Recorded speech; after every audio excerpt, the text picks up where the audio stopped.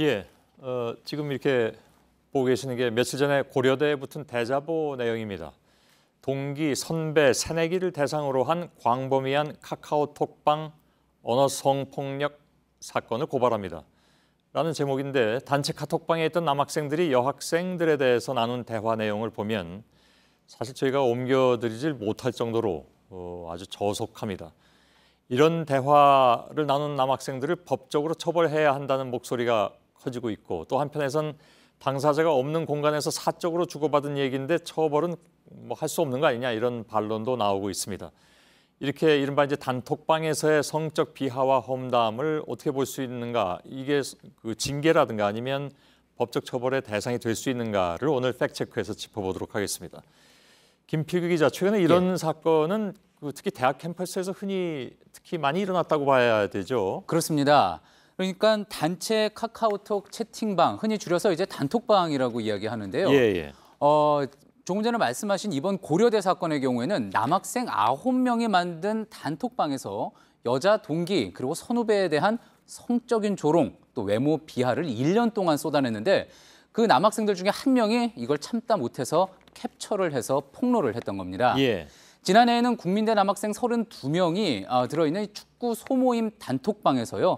여학생들의 사진을 올리고 또 실명을 거론하면서 아주 낯뜨거운 대화를 나눈 게 유출이 돼서 또 논란이 됐고요. 예. 서울의 또 다른 대학에서도 이런 식으로 무리를 빚었던 남학생이 무기정학을 받았는데 그게 부당하다면서 학교를 상대로 무효 소송을 냈다가 최근에 패소했습니다. 예. 자, 그러니까 이에 대해서는 또 법원에서 이런 단톡방에서의 성적인 험담이 사실상 형법의 모욕죄에 해당한다. 그러니까 학교에서 징계받을 만했다고 판단을 했던 겁니다. 예. 그러니까 법원에서는 법적으로 잘못이다 이런 판단이 나온 거니까 법적 처벌을 받을 수 있다는 얘기가 되는 거죠. 예, 그렇습니다. 그렇다면 혹시 나도 이제 예를 들어서 단톡방에서 시시콜콜 다른 사람들하고 험담했던 것이 모두 처벌 대상인 건가 이렇게 궁금해하시는 분들도 계실 법한데. 그렇습니다. 예. 그 부분에 있어서는 근데 조건이 있습니다. 형법상 명예훼손죄나 모욕죄가 성립되려면은요, 이게 이제 법전에 나와 있는 내용인데 공통된 단어가 공연히라고 돼 있죠.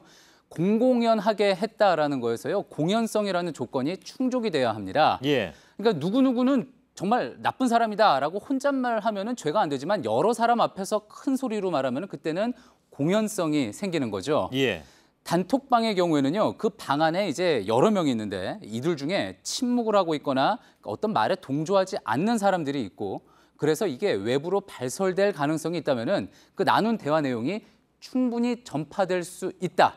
공연성이 있다. 이렇게 판단을 하게 됩니다. 예. 자, 이런 조건을 충족하고 있는 단톡방이라면은 그 안에서 어떤 제3자의 사회적 평가를 깎아먹을 만큼의 험담이 나올 경우 명예훼손이나 모욕이 될 수가 있는 겁니다. 예.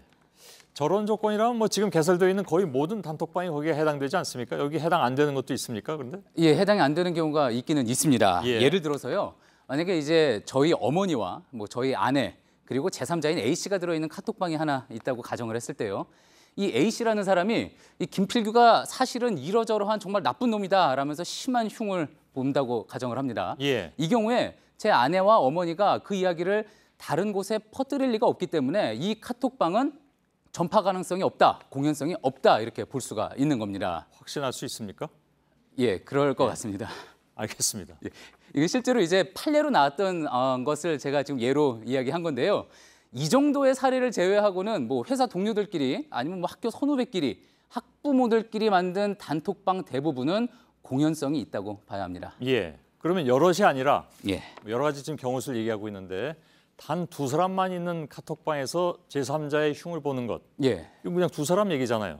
그렇습니다. 그러니까 뒤에 지금 그 이성대 기자가 와서 기다리고 있습니다만 저하고 방송을 같이 하는 김필규 기자나 이성대 기자가 둘이 이렇게 해놓고 뭐 제 흉을 봤다든가 예. 그럴 리가 당연히 있어 보이기도 하는데 그런 경우는 어떻게 됩니까?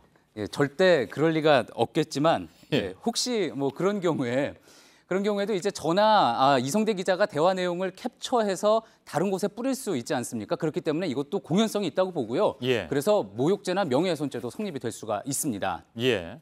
원래 뭐 카톡이 아니라 둘이 직접 만나서 누군가의 험담을 주고받아도 그 내용이 퍼져서 당사자 귀에 들어가면 모욕죄가 될 수 있습니다. 하지만 이 경우에는 뭐 그런 얘기 한 적 없다. 발뺌하면은 그만이기 때문에 잘 문제가 되지 않을 뿐인 건데요. 하지만 카톡은 분명히 증거가 남기 때문에 처벌까지 이어질 수가 있는 겁니다. 예. 한 가지 재미있는 거는요. 공연성을 판단할 때 직업도 상당히 고려를 한다고 하는데 특히 기자들이 들어가 있는 카톡방은 공연성이 아주 높다고 본다고 합니다. 예. 그건 뭐 공감할 수 있습니다. 예. 예.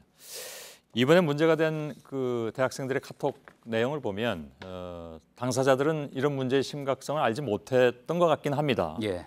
과연 그런 이야기를 뭐 남이 듣고 있거나 아니면 기록이 되고 있다고 생각했을 때도 버젓이 이렇게 할 수 있을까 하는 생각도 들 정도로 아무튼 굉장히 좀 심한 얘기들이 들어가 있는데. 그렇습니다. 저희도 취재 과정에서 인터넷이나 SNS에 있는 반응을 보면서 이에 대한 문제의식이 상당히 부족하구나, 그런 경우가 있구나 발견을 했는데요.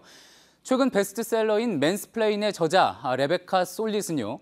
여성 혐오 언어의 사용, 여성의 몸을 대상화하는 시선, 성폭력을 미화하는 태도들이 실제 성폭력을 용인하는 환경을 만들고 지속시킨다라고 분석을 합니다. 예. 내가 지금 카톡창에 남긴 저속한 험담들, 그게 결국 자기 얼굴이고 실제 자신의 행동이 될 수 있다는 점 잘 기억해야겠습니다. 예. 아무튼 오늘은 뭐랄까요, 여성을 좀 성적 대상으로만 알고 있는 좀 찌질한 남자애들의 얘기라고 하면 될 것 같습니다. 예. 김필규 기자였습니다. 수고했습니다.